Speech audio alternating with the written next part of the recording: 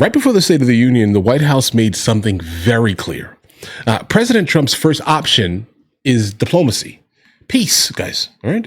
But lethal U.S. military force is absolutely on the table if necessary. And that's not casual rhetoric here, okay? That's a deterrence warning aimed directly at Iran's nuclear ambitions here. And when you pair that language with the ongoing Middle Eastern tensions here, that becomes immediately a strategic escalation signal. All right, guys. One ear. Well, of course, it's State of the Union Day. I know the president's really looking forward to his address tonight. You're going to hear a speech that is a celebration of 250 years of our nation and our nation's independence. You're going to hear the president share the stories of everyday Americans who have benefited from his policies. You're going to hear the president share tear-jerking stories of American heroes, past and present, who really exemplify what it means to be a patriotic American.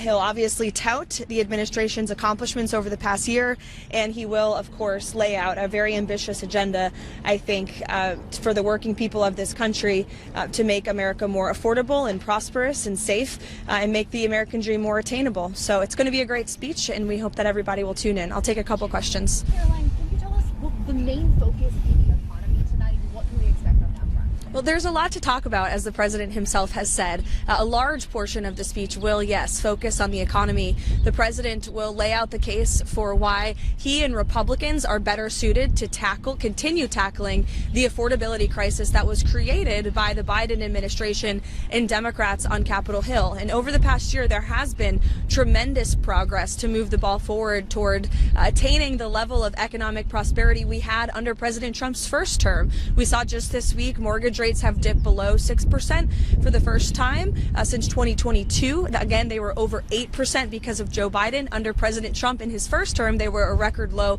2.65%. You're going to hear the president tout his signature tax cuts that every single Democrat in Congress voted against. No tax on tips, overtime, no tax on Social Security. You'll hear the story of a woman who is a waitress in Pennsylvania. She and her husband are both going to benefit more than $5,000 because of the no tax on tips and no tax on overtime policies of President Trump and Republicans. So the president's going to make the case that 3 more years with him in the White House and with Republicans on Capitol Hill, we can finally achieve the American dream in this country again that we had in his first term but was lost because of Joe Biden and the Democrats over the past 4 years. Caroline, there's some back and forth yesterday about what may or may not have been the Pentagon's concerns about a protracted engagement with Iran. Do you expect to hear the president lay out anything tonight about what an American commitment would be if we decide we need some kind of military action in Iran? All right, let's go. You'll hear the president tout the accomplishments overseas of the United States military over the past year under his leadership, one of which, of course, was Operation Midnight Hammer. You'll hear the president proudly and rightfully say that the United States military is the strongest and most lethal fighting force in the world. And you will hear him talk about the threats that remain abroad, but what the United States is doing to ensure that not only America is the safest country in the world, but remains the strongest country in the world. Yeah, I'm not sure there's much of an argument there. I mean, when it comes to our military, we spend a lot, and I mean a lot of money on it, right? So, of course, we need to probably be most likely the best there is out there. And when it comes to technology, we are definitely also kind of leading the charge here, guys. Consider Iran a threat that remains abroad? Well, look, Iran chants death to America. So you tell me if that's a threat. Elena. I wanted to ask about if the president is expected to address the DHS shutdown during his speech today, and also if you could clarify what happened on Sunday with the TSA pre-check lines being closed and then having that decision reversed. Sure. He will call on Democrats in Congress to reopen the Department of Homeland Security. It's despicable that they have shut down this agency that is responsible not just for the deportations of murderers and criminals whom none of you, including Democrat politicians, would want living in your communities, but also FEMA, who is on the ground in the Northeast right now, restoring electricity and power for families who have been impacted by the blizzard. You look at your United States Coast Guard, men and women who are not being paid because of Democrat politicians who have shut down the Department of Homeland Security, the United States Secret Service, which of course is essential to protecting the President of the United States. They just did honorably this past weekend when an armed crazy person intruded at the President's personal property in Florida. These are great men and women who are working around the clock to keep our homeland safe, and it's terrible that Democrat politicians have shut them down. And it is impacting TSA as well, which is why they have been updating the guidance. As for internal deliberations on that, I would defer you to the Department of Homeland Security directly. But of course, there is going to be an impact at airports when you shut down the department that's responsible for funding TSA agents and providing them their paychecks. And it's an unfortunate consequence, and it's completely avoidable if Democrats do the right thing and get these great men and women paid. Definitely, guys.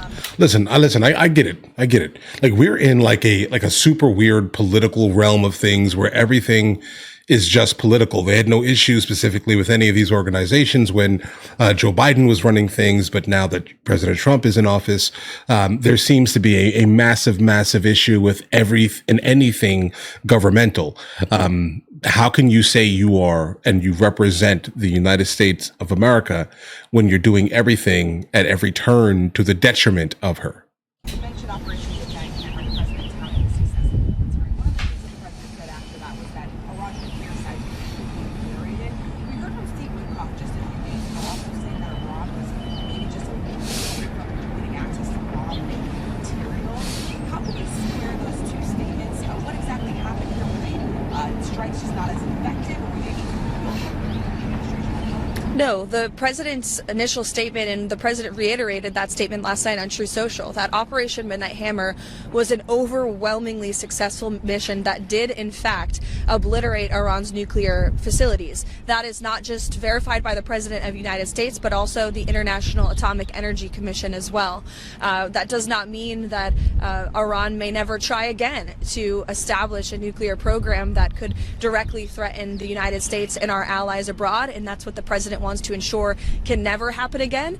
And just one more note, but with respect to Iran, before I run into my morning meeting, President Trump's first option is always diplomacy, but as he has shown, he is willing to use the lethal force of the United States military if necessary. So it's always the president is always the final decision maker around here. And I've seen a lot of sensationalist reporting over the past day that is just completely untrue. And anyone speculating to the media, hiding behind an anonymous source, pretending to know what President Trump is thinking or a decision he will make with respect to action against Iran has no idea what they're talking about.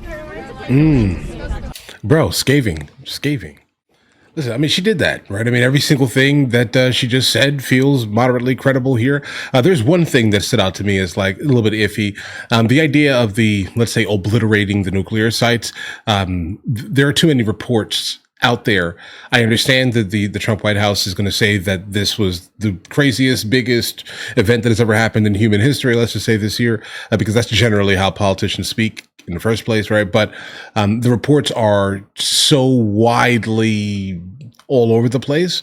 We cannot say 100% obliteration, specifically when the footage, at least, right, or the satellite imagery of it does not show total annihilation. I do understand bunker busters, they went underground, did a whole lot of work. We're not seeing these images, but just understand this here. The reports are kind of all over the place when it comes to that specifically. So take that with a grain of salt. None of us will know. None of us will see. So who knows? This is one of those things where who knows, basically, guys, right? It is what it is here. If it was obliterated, great. Right? They don't need it. They call us the big Satan, guys. They want to absolutely demolish every single thing that we are. They hate us culturally. They hate the idea that we don't live our lives specifically by their religious doctrine or their theology. That's what they don't like about us, bro. They're like, you guys are evil. How dare you, set up laws based off of logic? Okay, that's kind of the argument. I'm just gonna, being honest with you. I'm being moderately candid here, but that's kind of the argument, bro. Right? So yeah, am I surprised that Trump's going to use some type of lethal force specifically towards Iran? No, that's what he's posturing. I understand the idea of gunboat diplomacy. Also, we're trying to make them do what we want by a massive show of force of 16 strike groups that are surrounding Iran currently. I get it. Right? I get it. But just like the last time when this happened, when we followed the story, and I immediately was like, hey, listen, guys, this is a wild, wicked pressure we're putting on Venezuela out of nowhere randomly, bro. And then out of nowhere, what happens, guys? Like 10 dudes jumped out of the sky with like exoskeletons and you know, they got Maduro. Do you understand what I'm saying here? So if something is going to happen, it's probably going to be something like that, because an international incident would definitely occur if you start accidentally obliterating the people you're going in to save, if that makes any sense here. It'll be an issue here. But as usual, guys, we'll definitely follow the story. If anything else pops up, we're here. All right. But in the meantime, listen, you guys have an absolutely amazing day. Enjoy your day thoroughly.